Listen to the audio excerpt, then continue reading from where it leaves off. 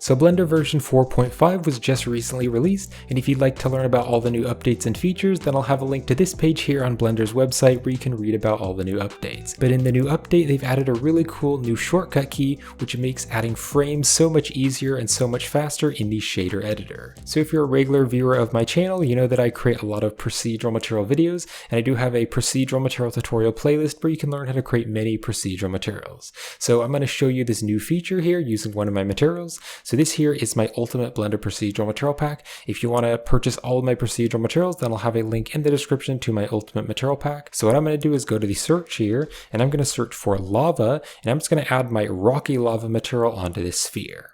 So now you can see the material is joined together into a node group, so you can easily customize the material. But what I'm going to do is hit tab to go into the node group. So in my tutorials, I like to keep the node groups really organized so that you can know what everything does. And also if you've purchased any of my materials, you can go inside the node groups and you can see what everything does. So for example, there are these groups of nodes here, which are just creating the rock. Then there's these groups of nodes here, which are just creating the lava. Then there's this node group here, and this is like basically a mask blending between the rock and the lava. And so in the old version of Blender, in all of my other tutorials, if you want to join nodes into a frame, you would hit Ctrl J to add a frame, then press F2 and you can give the frame a label. Well, in the new Blender update of version 4.5, it's so much faster. So if I just delete these frames here, let's say that I want to organize these nodes so they're easier to understand. So I'm just going to delete this group input for now, just so that there aren't as many wires here so you can see this better. So I can just box select all of these nodes, and then the new shortcut key is the F key. And not only does the F key make a frame with the node selected, but it also brings up the node label.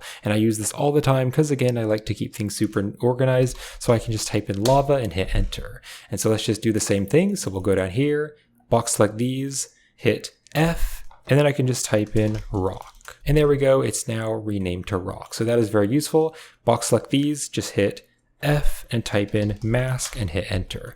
I can also box select these and just hit F and type in mapping and hit enter. So this is so much faster than having to join them into a frame, then press F2 and add a label. It's just so much quicker. And if you do want to rename a frame which is already named, you can just select the frame and then still hit F2. So the old shortcut is still there, so you can hit F2 and just rename the frame.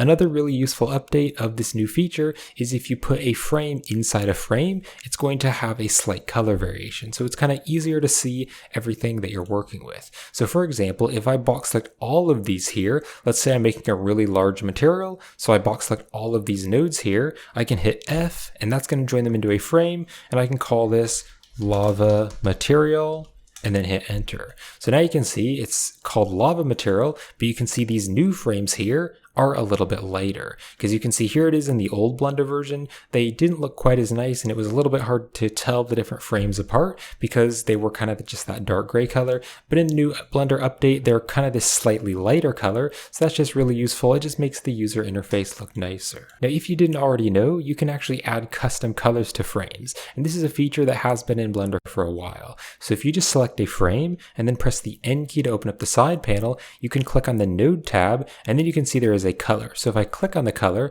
this will allow you to add a custom color. So for example, the lava one, I could make this like red so it's easier to remember. So lava, then we have the rock one. So if I click on this one, I can add a custom color, and maybe this one I can make like a brown color. Now you can delete a frame just by selecting the frame and hitting X to delete it, but if you want to just select a node and bring it out of the frame, then you can use the old shortcut key, which is Alt-P, so Alt-P will bring it out of the frame. However, with the new Blender version, a feature which I like even better is you can just click and drag the node, and then you can just press the F key. So anything which you're dragging around, that is going to bring it out of the frame. So if I just select a few of these different nodes, I can drag them at once, then hit F, and then that's just going to drop it out of the frame. So that's pretty useful as well. And if you'd like to learn how to create procedural materials in Blender, then you can check out my Blender procedural material tutorial playlist, where I have hundreds of procedural material videos. And you can also check out my Ultimate Blender Procedural Material Pack if you'd like to purchase all of my procedural materials.